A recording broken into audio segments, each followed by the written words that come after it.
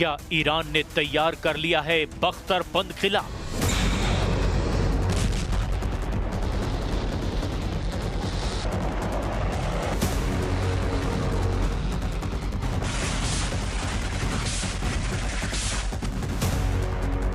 क्या खामनेई के लड़ाके 12 दिन की जंग का बदला लेने वाले हैं?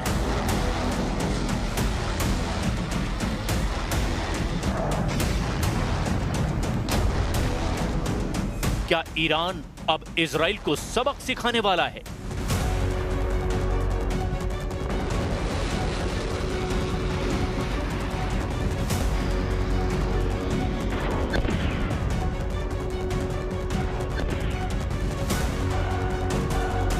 क्या तेहरान ने तबाही का नया अलार्म बजा दिया है?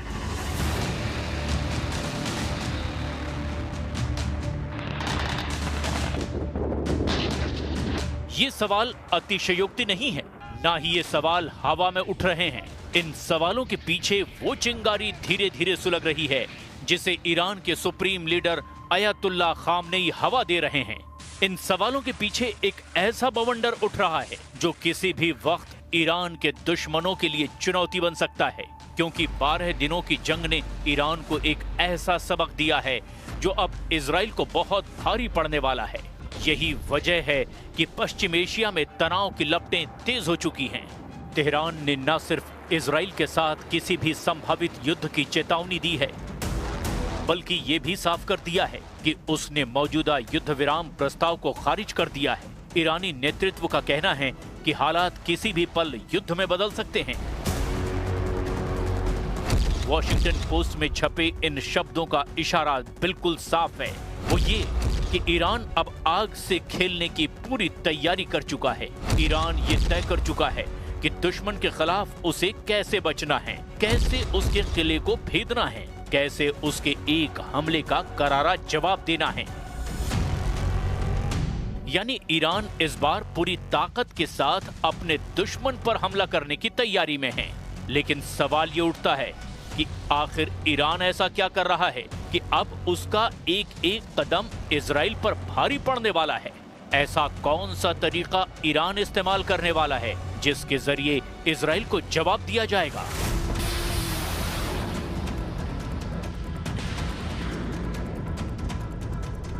यहीं से कहानी उस तरफ मोड़ लेती है जहां से पश्चिम एशिया में महायुद्ध का नया बबल क्रिएट हो रहा है। एक ऐसा बबल जो किसी भी वक्त फूट सकता है, बिना किसी चेतावनी के, बिना किसी आहट के। इसीलिए अब ईरान के उस प्लान को समझना होगा जिसकी वजह से ईरान इजराइल पर भारी पड़ने वाला है। दावा किया जा रहा है कि ये एक ऐसा प्लान है जिसे बेहद सीक्रेट तरीके से अंजाम दिया जा रहा है।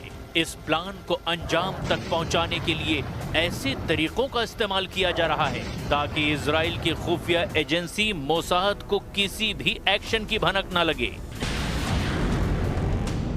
लेकिन सबसे पहले समझते हैं उस मिलिट्री ड्रिल की कहानी जिसे ईरान ने 12 दिनों तक चली जंग के बाद पहली बार अंजाम दिया।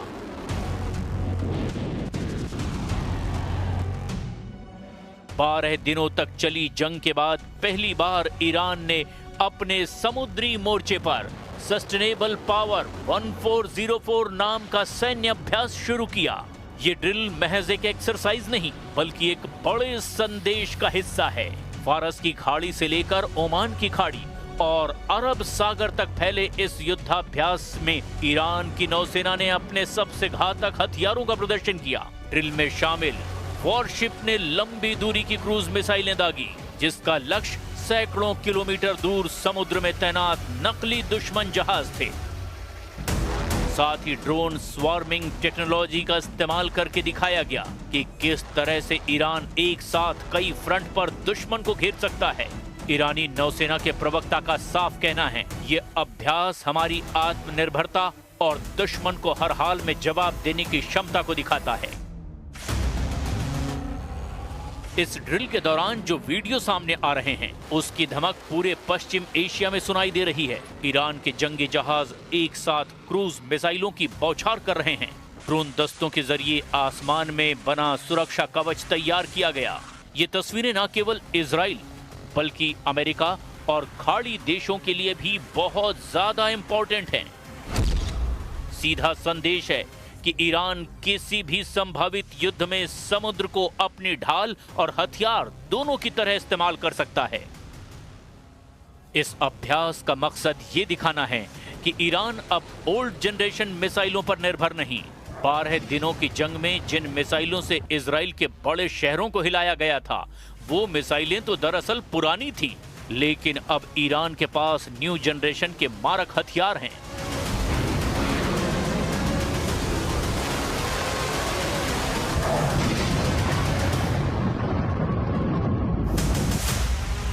खैबर शिकन एक बेहद घातक मिसाइल है। ये ठोस ईंधन पर काम करती है।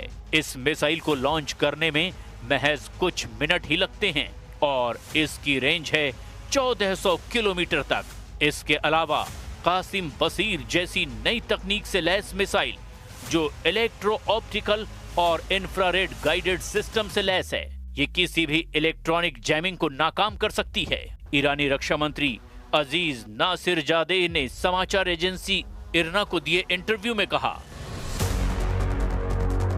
12 दिन के ईरान इजरायली युद्ध में इस्तेमाल की गई मिसाइलें कुछ साल पहले बनाई गई थी। आज हमने पहले की मिसाइलों की तुलना में कहीं ज्यादा क्षमता वाली मिसाइलें बनाई है। ये मिसाइलें हमारे पास हैं। ऐसे में अगर जायोनी दुश्मन फिर से इस साहसिक कार्य पर निकलता है तो हम निसंदेह उसका इस्तेमाल करेंगे।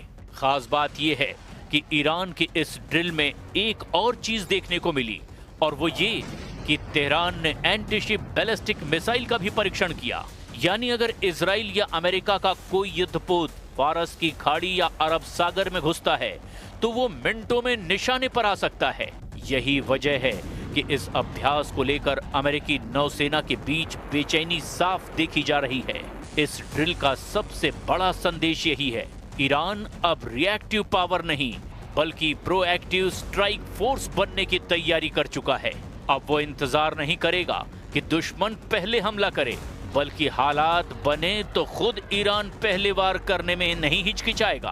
और इसी सोच के तहत ईरान की नौसेना ने 12 दिनों तक चली जंग के बाद अपना पहला बड़ा एक्शन मोर्चा खोला है।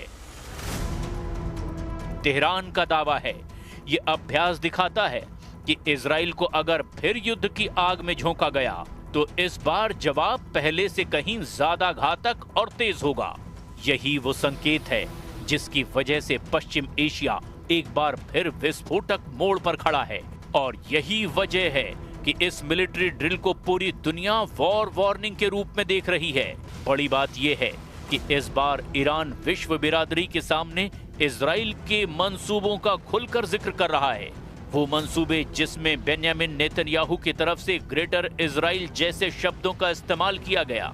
यानी ईरान की तरफ से खुलकर इजराइल की विस्तारवादी नीति को दुनिया के कई देशों के लिए घातक बताया जा रहा है। और ये कहा जा रहा है कि इजराइल पश्चिम एशिया को एक अंतहीन युद्ध की आग में झोंकना चाहता है। که نخست وزیر رژیم صهیونیستی مطرح کرد مبنی بر این که خودم رو مأمور تحقق ایده اسرائیل بزرگ میدونم و ما میدونیم که اسرائیل بزرگ به زعم اونها شامل بخش قابل توجهی از سرزمین‌های عربی و اسلامی میشه. این نشون میده که رژیم صهیونیستی در توسعه طلبی خودش هیچ حد و مرزی رو نمیشناسه. بنابراین فکر میکنم همه کشورهای منطقه بیش از پیش होशियार شدن نسبت به और अब लौटते हैं ईरान के उस सीक्रेट वेपन और प्लान पर जो ईरान की नई ताकत बन गया है। दावा किया जा रहा है कि इजराइल से मुकाबला करने के लिए ईरान ने एक ऐसा सीक्रेट प्लान तैयार किया है जिसकी बेहद कम जानकारी बाहर आई है, लेकिन इसके संकेत हाल के दिनों में बार बार मिल रहे हैं। पश्चिम एशिया में तनाव की बढ़ती आंच इसी प्लान से जुड़ी है। 12 दिनों तक चली जंग के बाद ईरान ने महसूस किया कि केवल रक्षात्मक रणनीति से अब इजराइल को जवाब नहीं दिया जा सकता। इसीलिए तेहरान ने ऑफेंसिव डिफेंस यानी आक्रामक सुरक्षा की नई रणनीति पर काम शुरू किया है। यही सीक्रेट प्लान दरअसल आने वाले दिनों में पूरे क्षेत्र की तस्वीर बदल सकता है। इस सीक्रेट प्लान का सबसे अहम पहलू है मिसाइल नेटवर्क। दावा है कि ईरान ने जमीन के नीचे गुप्त सुरंगों और बंकरों में दर्जनों मिसाइल ठिकाने बनाए हैं। इन्हें अंडरग्राउंड मिसाइल सिटीज कहा जा रहा है। इन ठिकानों से एक साथ सैकड़ों मिसाइलें दागी जा सकती है। इसमें से कई मिसाइलें सटीक निशाना साधने वाली प्रिसिजन गाइडेड तकनीक से लैस हैं।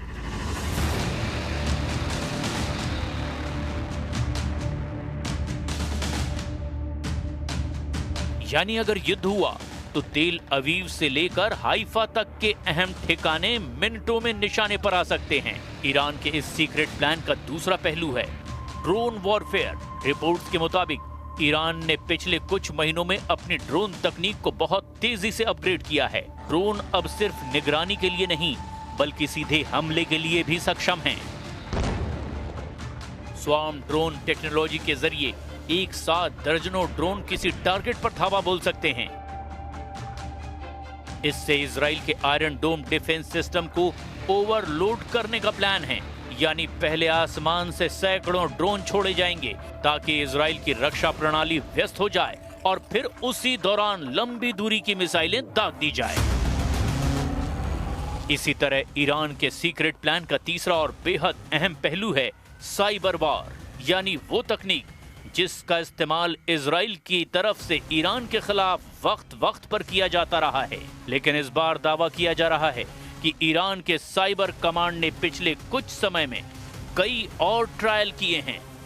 इजराइल की बिजली व्यवस्था, पानी सप्लाई और कम्युनिकेशन सिस्टम पर हमले की संभावना जताई जा रही है। साइबर अटैक के जरिए दुश्मन की कमर तोड़ना इस प्लान का बड़ा हिस्सा है।